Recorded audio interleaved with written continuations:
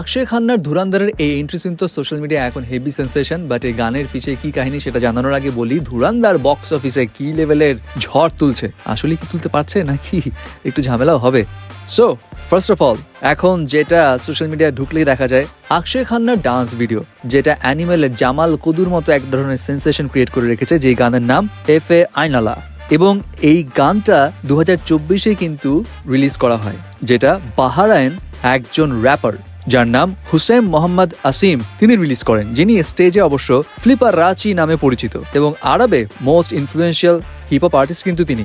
এবং এই গানটা যখন তিনি রিলিজ করেন অ্যাট দ্যাট টাইম তিনি এই গানের জন্য আবার বাহারাইনি আর্টিস্ট অফ দ্য ইয়ারের খেতাবও পেয়েছিলেন। যাই হোক, এখন এই গানে আপনাদের কার কার রিলিজ বানানো বাকি সেটা তো জানাবিনি, সেই সঙ্গে বলে দিই বক্স অফিস আপডেট ধুরান্ধারের। ধুরান্ধার সিনেমা 3 দিনেই কিন্তু বক্স অফিসে 100 কোটি রুপি ছাড়িয়ে দিয়েছিল জাস্ট ইন্ডিয়ান মার্কেট থেকেই। এবং চতুর্থ দিন অর্থাৎ গতকালকের ইনকামটা কি অবস্থা সেটা বলার আগে বলি, রবিবারে কিন্তু ধুরান্ধার প্রথম 3 দিনের মধ্যে সব থেকে বেশি ইনকাম করেছিল 37 কোটি 50 লাখ রুপি।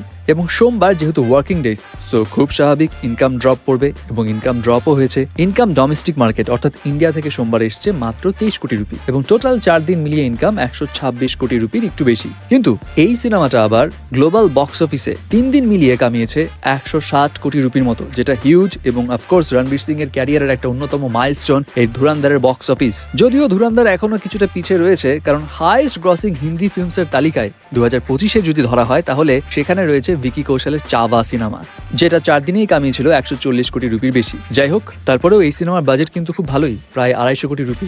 সেই জায়গাতে হিসেব করলে বক্স অফিসে 4 দিনে 100 কোটি রুপি ক্রস করেছে ঠিকই, বাট আরো অনেক দূর পথ যেতে হবে হিট বা ব্লকবাস্টারের তকমা নেওয়ার জন্য।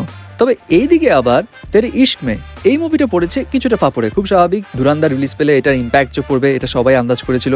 এবং এই সিনেমাটা সোমবার ইনকাম করে মাত্র 1 কোটি 63 লাখ রুপি, এবং 11 দিনে এই তেরে ইশক মে মুভির টোটাল ইনকাম দাঁড়ায় 102 কোটি 50 লাখ রুপি। 85 কোটি রুপি বাজেটের মুভির জন্য এই ইনকাম কিন্তু হিউজ, ভালোই, অলরেডি কিন্তু হিট।